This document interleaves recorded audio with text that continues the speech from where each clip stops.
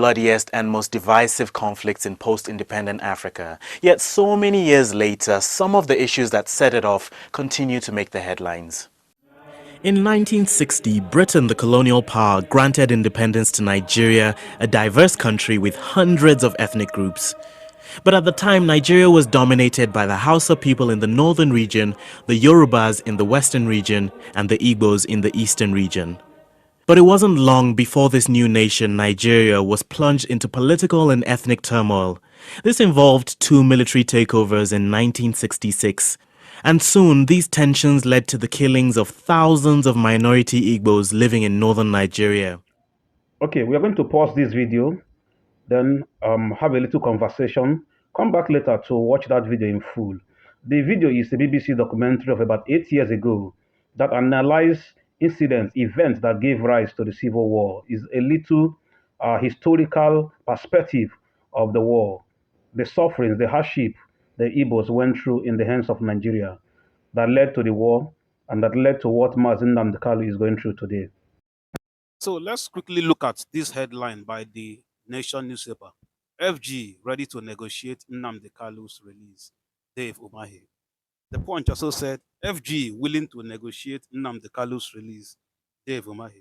When I saw this newspaper headline, I started laughing.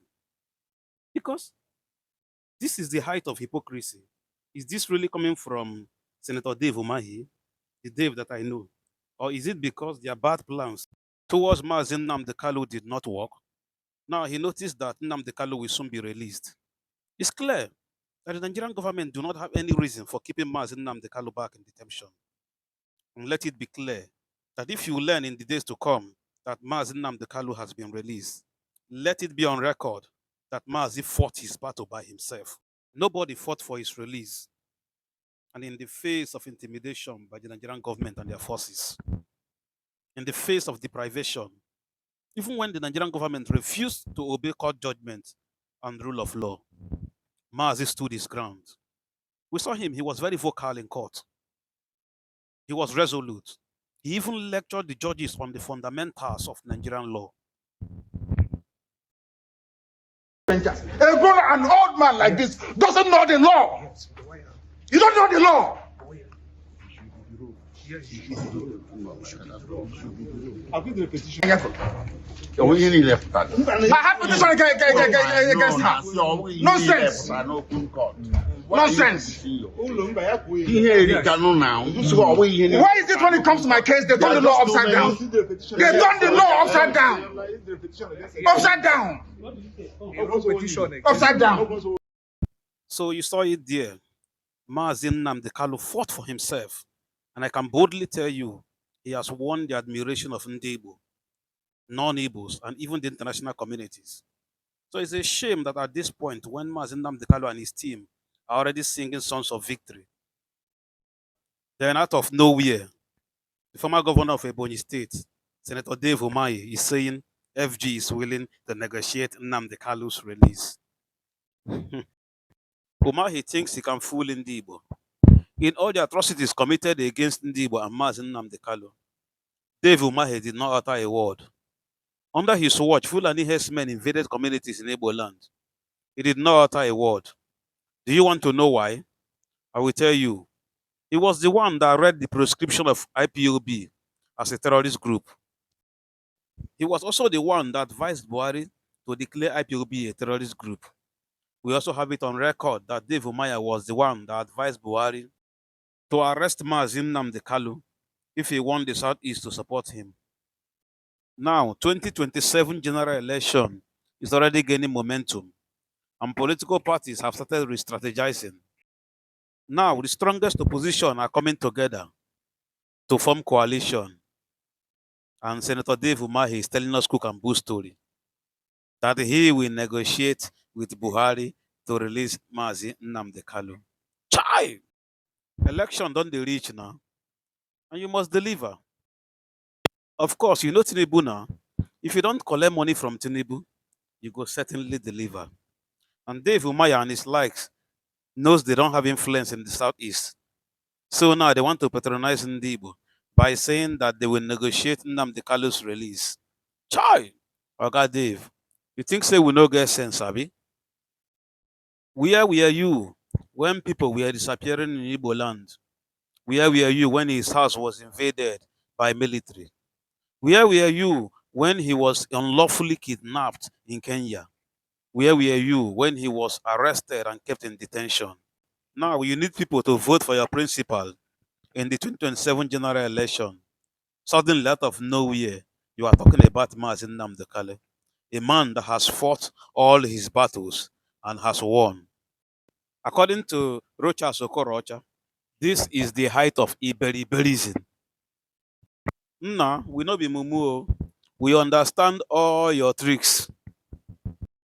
So when I saw the headline on Punch newspaper that the federal government of Nigeria is willing to negotiate Nnamdi Kanu's release, I started laughing. Release what? Leave him there. Okay, let's read from the newspaper. The Minister of Works, Senator Dave Umahi, has said that the federal government is open to negotiating the release of the detained leader of the indigenous people of Biafra, mazi Nnamdi Kanu. Umahi disclosed this on Friday night while addressing journalists in Lagos. Somebody asked me about Nnamdi Kanu, and I said his matter is not a condition for Southeast to support the president. This man is funny. So if it's not a condition to support the president, why are you raising it at this time when everyone is talking about 2027 general election? Let's continue. He said, we are willing to negotiate his release, but no one should make it condition because the president did not put him there. So if you are playing the blame game, the president did not put him there. Who did? While applauding the president for his performance in office so far, Umahi described Tinubu as a listening leader, expressing the hope that Nnamdi Kanu's release would eventually come through divine grace and dialogue, not pressure or political demand. Now, the question I ask every day is this. It's not about releasing Nnamdi Kanu. What about those issues that gave rise to the war, that gave rise to Nnamdi Kanu's demand? Has those issues been met? Younger generation of Ndibos do not even know what transpired, what led to the war. It is pertinent that we look into what led to that war and issues that Nnamdi Kanu want the federal government of Nigeria to address. And Watch. soon, these tensions led to the killings of thousands of minority Igbos living in northern Nigeria. So in the southeast, a military officer called Emeka Ojukwu declared the independence of the Republic of Biafra on behalf of the Igbo people. But Nigeria would not accept this, and on the 6th of July 1967, civil war broke out. And it raged on for the next 2.5 years. It's estimated that more than 1 million people died, most of them from hunger. In 1968, images of the famine were streamed worldwide. Biafran leaders used these pictures to gain sympathy for their cause. Around the world, protesters and celebrities campaigned for an end to the conflict. Back on the battlefield, the Nigerians were stronger and better equipped, and in January 1970, the Biafran secessionists surrendered. The war might have ended, but the idea of Biafra didn't. In Nigeria, some believe the underlying ethnic grievances have not been fully confronted or resolved.